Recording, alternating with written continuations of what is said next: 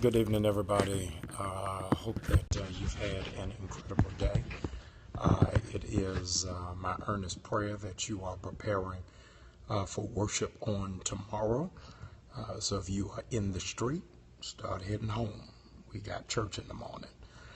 Made it back in from Los Angeles, back home, and preparing to go to bed myself.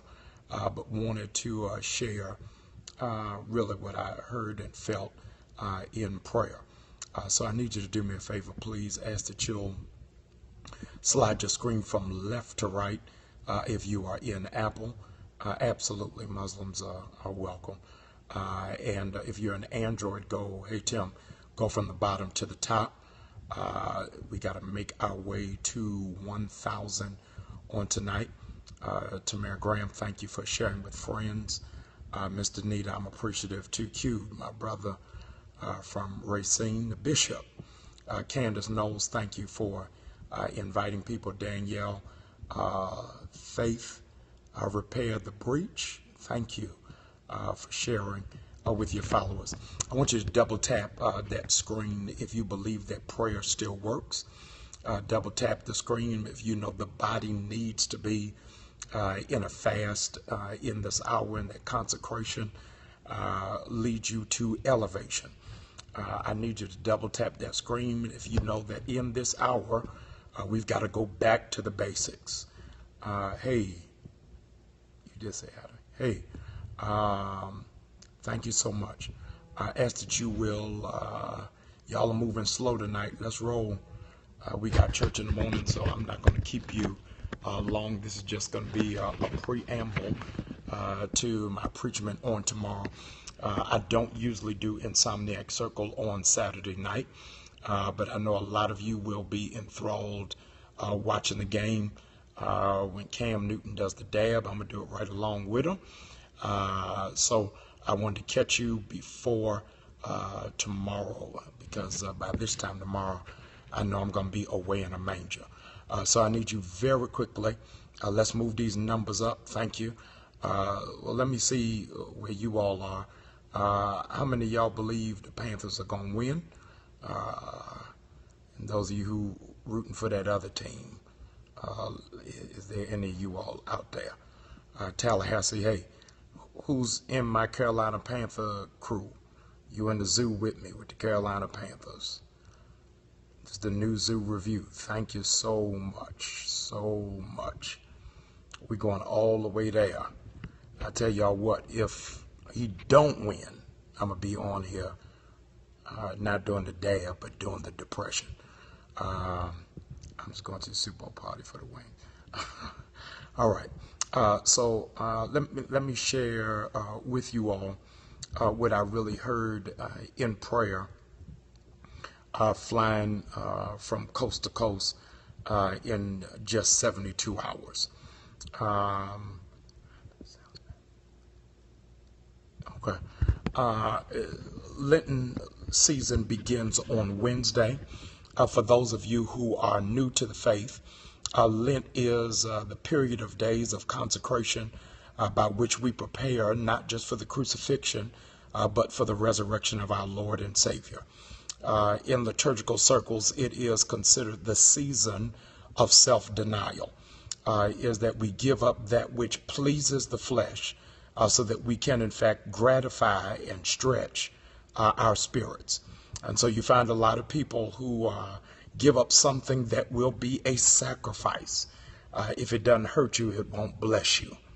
It's got to be something that is meaningful and tangible. So there are those who give up television over Lent. There are those who give up movies. There are those who give up bread, give up fried food, give up soda, things that are intricate to your day-to-day operation in life that you enjoy, so that in the absence of it, you begin to lean and focus on Christ. So a lot of people have missed the sacrifice and just want the celebration. So you've got goo gobs of friends in New Orleans right there for Mardi Gras, but it is supposed to be the feast before the famine. And so Fat Tuesdays is not a day for daiquiris. That's a day where you're able really to begin centering in before you go down this long journey called self-denial, knowing that a part of you is going to die so that the new part of you will be able to come to life. I'm going to be sharing a part of this prayer, a part of this vision with my church on tomorrow. But again, I just felt compelled in this hour to share it with you. I'm talking to some of my 300 pastors.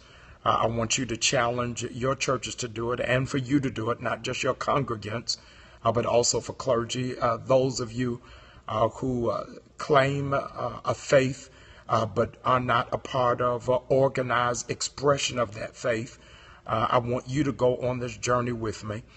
Even those of you who've gotten online who say you don't ascribe to Christianity, but are part of the Islamic faith, you too are welcome to go on this journey. Yes, and Catholicism are more than welcome to take part and to participate. From 2005 to 2015, the United Nations declared that that was the decade of action.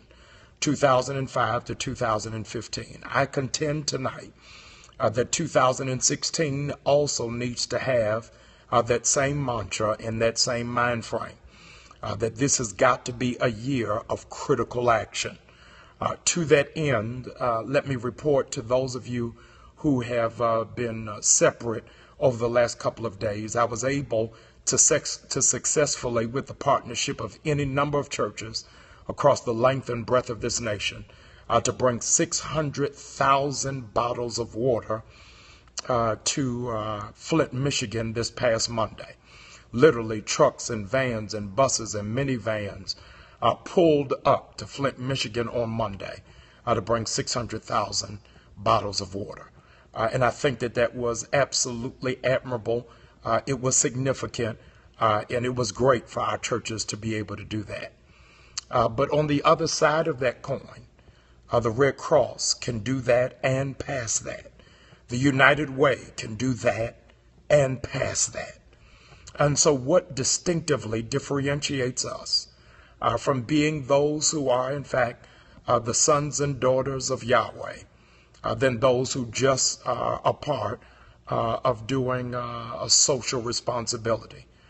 Should we not be channeling our faith and our prayers for God to do a strategic supernatural move for a miracle to take place? We were able to go to Best Buy, able to go to Food Pantry, Food Lion, able to go to Giant, Safeway, those of you down south, Piggly Wiggly, those of you in the suburbs, Wegmans. You were able to go to Whole Foods and pick up cases of water. That did not require faith. It just required finance. In this season of Lent, God impressed upon my heart for us to go to the next level for those of us who really believe in the power of God and knows that Frederick Douglass was right. I never saw a prayer answered until I got off my knees. Sometimes the greatest way for you to get God to work is you got to start working. And so here's what I'm really calling you all to do. I'm now at about over 100,000 of you that follow me on this medium called Periscope. I want to challenge you that we would, beginning on Wednesday, go on a water fast. And I need you to hear me very carefully. I'm asking from this Ash Wednesday to Easter Sunday morning, the only beverage you will drink is water. No coffee, no lemonade, no iced tea, no soda. I'm asking you to go on a water fast. Number one is going to do three things for you. Number one, for that you would, in fact, be mindful of those who are in Flint, Michigan, who don't have access to water. And so I want you that every time you take that drink, you begin to pray for a miracle to happen for those who are living in Flint, Michigan, that God would, in fact, do the extraordinary, the supernatural, and even the ridiculous. Secondarily, you ought to, according to physiologists and doctors, you ought to be drinking 8 glasses of water a day. And 90% of us, particularly in the black community, do not do that. And as a consequence, our internal organs have not been flushed.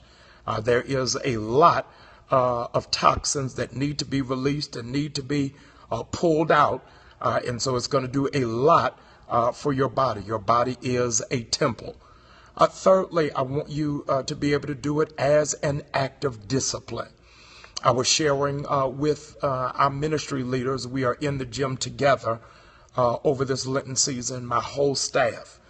We're in a gym, working out together, struggling together, sweating together.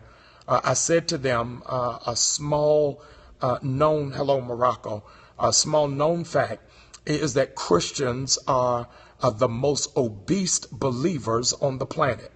You do not find the same amount of obese Hare Krishners or Buddhists or even Muslims. It is only those of us who ascribe to the faith who are the most out of shape and overweight. As a consequence, I do not want you to call this season of Lent into a diet. It is not a diet. It is a change of mind. It is a change of attitude, and it's a change of body.